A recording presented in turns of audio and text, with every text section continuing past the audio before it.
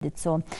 Da li je poledica kod naše reporterske ekipe, zimski mjeseci sa svojim niskim temperaturama zraka ne smiju biti izgovor za fizičku neaktivnost, jer se šetati, trčati, naravno i planinariti može i tokom cijele godine. Naša sarajevska reporterska ekipa je ove nedelje na terenu, a kolega Armin Berbić sigurna sam da će sa puno užitka govoriti o ovoj temi i da mu vrijeme neće pokvariti planove. Jesi li spreman za jutarnji trening, Armine? Marcela, mislim da moja oprema ovoga jutra otkriva kako jesam, ali evo i reći ću, jesam spreman sam, to ću dokazati kroz nekih 7-8 minuta, obećavam, ali prije toga moramo obaviti ovaj najozbiljniji dio, planirani dio gdje razgovaram sa dva gosta. Prvo, dobro jutro, ovoga jutra ću poželjeti Lili Kurbegović. Dobro jutro, dobrodošlica u jutarnji program BHT1. Dobro jutro i hvala vam što ste došli. Sad, decembar je, nedjelja je, rani jutarnji termin, a mi smo spremni za trčanje i jutarnji trening. Konkretno vi, gdje crpite motivaciju? U ovako lijepom vremenu. Mada može biti stvarno smiješno, s obzirom da jutro ledena kiša padala, ali kada dođete na ovaj prostor Betanije, koji je samo nekoliko kilometara možda od samog centra grada udaljen, onda nema ljepših prostora za vježbanje, za šetanje, za rekreaciju. Vidjeli ste da su potpuno dostupne sprave za vježbanje, a ljudi možda plaćaju previše novca u teretanama, a ovdje na otvorenom, u jednom lijepom ambijentu mogu da ostvare svoje neke ciljeve, evo možda neki novogodišnji cilj da bude da dođete u neku dobru formu i da nakupite neku dobru energiju. Kada me ovako pogledate i vidite svu ovu moju opremu, da li sam ja spreman na trening, je li imam sve što mi je potrebno ili ipak dosta? Pa ja nisam profesionalac, ali kažu nema lošeg vremena, ima samo loše opreme, ali mislim da ste spremni za trčanje u svakom slučaju. Hvala lijepo. Kada govorimo o vašim aktivnostima za naše gledaoce, nedjeljom ovdje se okupljate u parku Betanija. Kako je sve zamišljeno, kako je sve počelo? Pa, moj brat i ja smo nekako spontano odlučili da pokrenemo jednu svoju web stranicu koja se zove Samoba i onda iz te neke naše zajedničke ideje gdje smo htjeli da prikažemo neka vlastita iskustva, doživljaje kulturnih i sportskih događaja, penjanje na neke planinske vrhove, to doduše najviše brat. Onda smo došli na ideju da pokrenemo, zašto ne bi pozvali i naše prijatelje i sve ostale rekreativce da dođu nedjeljom da od 9 do 10 trče ili hodaju i da provedu sat vremena u tako jednom lijepom ambijentu i tako vrlo jednostavno je, reklo bi se, došlo do te ideje. Naravno, svakog vikenda imamo ili 2 do 3 trkača, nije masovno i razumljivo je jer je decembar i nedjelja je hladno, ali uspijevamo u suštini da ostvarimo one naše barem ciljeve.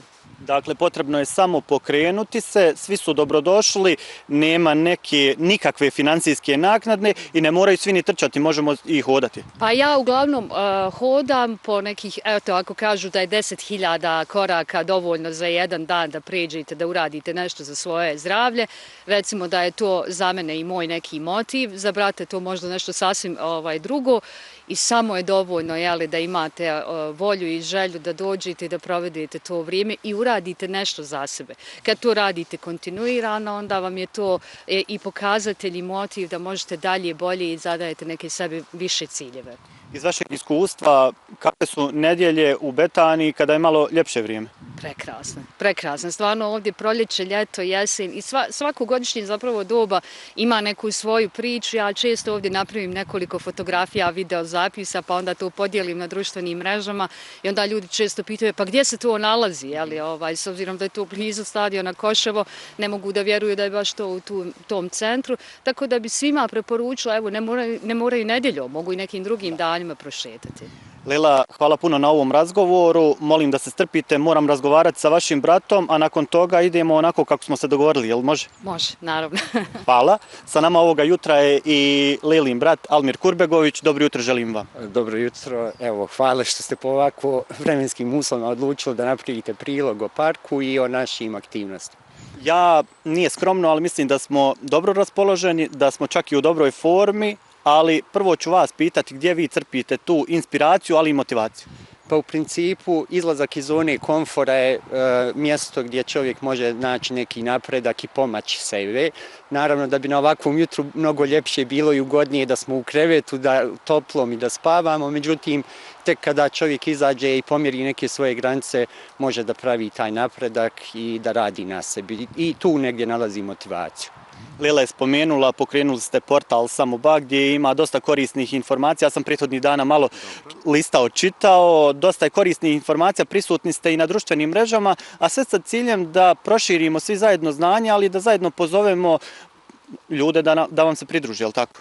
Tako je, u principu Lela i ja imamo dosta tih hobija i zanimanja, tako da smo odlučili na tom portalu da dijelimo sadržaj sa tih naših hobija i područja interesovanja. Dakle, tu ima dosta informacija iz oblasti kulture, evo imamo iz oblasti trčanja i naravno, na primjer, planinarenje. Tako da teme su raznovrsne, dijelimo ono u čemu mi uživamo i pozivamo svu publiku koja bi željela da uživa u tom sadržaju, da posjeti portal ili društvene mreže i da prate taj sadržaj. Mnogima je teško pokrenuti se, pogotovo u ovim zimama, pa je dosta onih koji radi ostaju u vanjske treninge, ali idu u teretanu. Kakvo je vaše mišljenje o tome? Preporučujete li naravno traku za trčanje?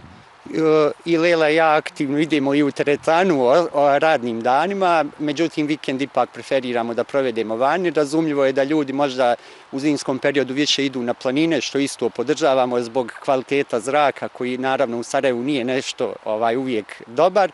Međutim, evo ovdje na području Betanije je poprilično čišći zrak nego u ostatku grada, tako da oni koji ne mogu otići na planinu mogu ostati evo u gradskom parku.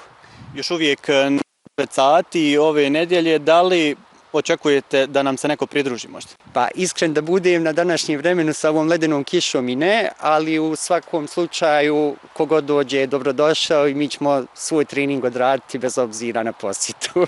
Tako je, tako je. I vama se isto zahvaljujem na ovom razgovoru. Želim prije svega dobro zdravlje i vama i Leli i da se viđamo i narednih sedmica ovdje u Betaniji. Hvala vam i vama želim da budete u još boljoj formi. Hvala lijepo. Obećanje je dug. Tebe moram da pitam da li me puštaš da malo kasnim sa povratkom na posao, jer želim da sa Lelom i Almirom obavim jedan kraći trening, on će vjerovatno produžiti i molim te da vidiš sa Jasminom i Dankom da li će se oni ljutiti ako budem kasnio danas. Što se mene tiče, ne moraš nikako doći na posao, a Jasminu i Danku pitaj ti. Samo trči. Može. Sad ću može. Hvala ti, Marcela. Sada ću zamoliti kolege da preuzmu ovu moju opremu, a ja da idem da ispunim ono što sam obećao. Idemo.